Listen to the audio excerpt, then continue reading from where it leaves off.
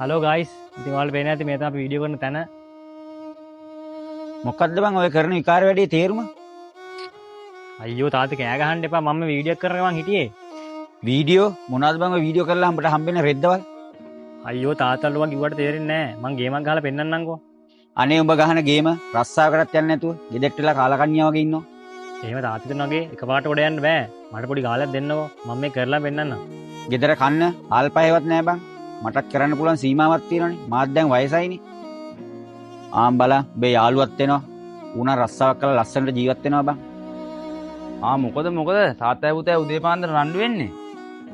බලන්න පුතේ මූ රස්සාවකට යන්නෙත් නැහැ. ෆෝන් එක ඔබ කාලකන්ණියෙක් වගේ ඉන්නවා. අයියෝ තාත්තේ මම වීඩියෝනේ කරන්නේ. අනේ උඹ කටවාන හිටාන්කෝ. අනේ පුතේ මූට රස්සාවක් වෙලා දියන්කෝ. අයියෝ තාත්තේ මට රස්සාවක් ගන්න බෑ. මම පොඩි කාලේ ඉඳලා ආසම් මේකටනේ. මට මේක ගන්න ඉඩ දෙන්න. මේ තාත්තා කියනා වගේ වරෙන්ක යන්න මාත් එක්ක වැඩට. ඇයි බං මම මේ කියන්නේ කාටවත් තේරෙන්නේ නැත්තේ? මම පොඩි කාලේ කට්ට කන්නේ. මගේ ඊන්ට යන්නනේ. අනේ පුතේ මූට තේරුම් කියලා දීලා වැඩක් නැහැ. උඹ ඵලයන් රස්සාවට.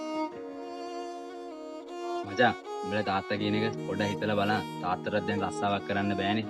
මං ගිහින් එන්නම් ඈ.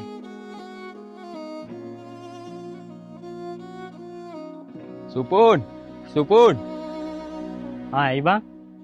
මචං උඹට පාර්සලයක් ඇවිල්ලා බං මොකක්ද දන්නේ? අඩෝ මගේ හීනේ හැබෑ වෙලා බං. තාත්තේ මගේ හීනේ හැබෑ වෙලා. මොකද බං කෑ ගහන්නේ? තාත්තේ මම මෙච්චර කල් මහන්සි වුණේ මේක ගන්න. අද ඒ හීනේ හැබෑ වුණා තාත්තේ. මොකද්ද ඔය? කොහොදියම් බලන්න. තාත්තේ ලස්සනයි නේද ඒක? මොකද්ද බං මේ? මේ බඩකඩෙත්තෙන් පුළුවන් ද මට ජීවත් වෙන්න? මෙන්න මේක විසි කරලා දාන්න.